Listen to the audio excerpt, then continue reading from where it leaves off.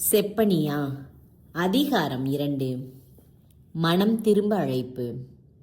பண்பு கெட்ட இனமே, பகுத்தறிவோடு நடந்து கொள்.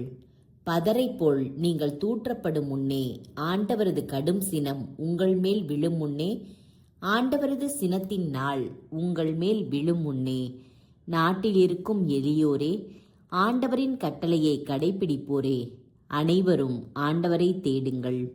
நேர்மையை நாடுங்கள், மன தாழ்மையை தேடுங்கள். ஆண்டவரது சினத்தின் நாளில் ஒருவேளை உங்களுக்கு புகலிடம் கிடைக்கும். வேற்றினத்தாரின் அழிவு.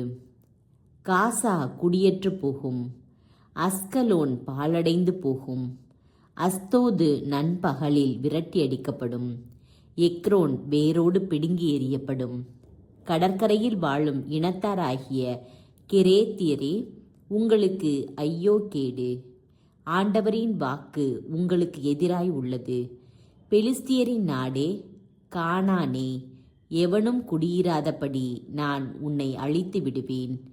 இவ்வாறு அந்த கடற்கரை நாடு இடையரின் குடில்களுக்கும் ஆடுகளின் பட்டிகளுக்குமே ஏற்றதாகும். அந்த கடற்கரை யூதாவின் குடும்பத்தவருள் எஞ்சியிருப்போருக்கு உடைமையாகும். அங்கே அவர்கள் தங்கள் ஆடுகளை மேய்த்து மாலையில் அஸ்கலோன் வீடுகளில் படுத்திருப்பார்கள்.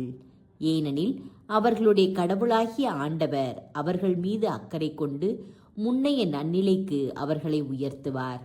மோவாபின் பழிப்புரைகளையும் அம்மோனியரின் வசைமொழிகளையும் நான் கேட்டேன். அவர்கள் என் மக்களை இழித்துரைத்து அவர்களின் நாட்டு எல்லைகளை குறித்து வீம்பு பேசியதையும் நான் கேட்டேன்.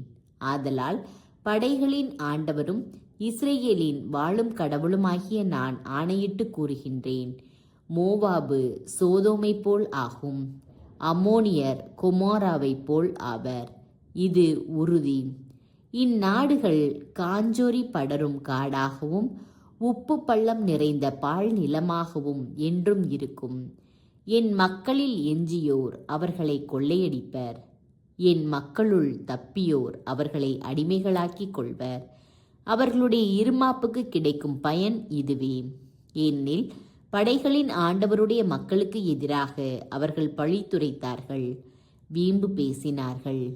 ஆண்டவர் அவர்களை அச்சமுற செய்வார். நாட்டின் தெய்வங்களை எல்லாம் ஆற்றல் குன்றிப்போக செய்வார். வேற்றினத்தார் அனைவரும் அவரவர் தம் தீவுகளில் இருந்து கொண்டு அவரையே வணங்குவர். எத்தியோப்பியரே, நீங்களும் எனது வாளால் வெட்டி வீழ்த்தப்படுவீர்கள். வடதிசைக்கு எதிராக தம் கையை ஓங்கி ஆண்டவர் அசீரியாவை அழித்திடுவார்.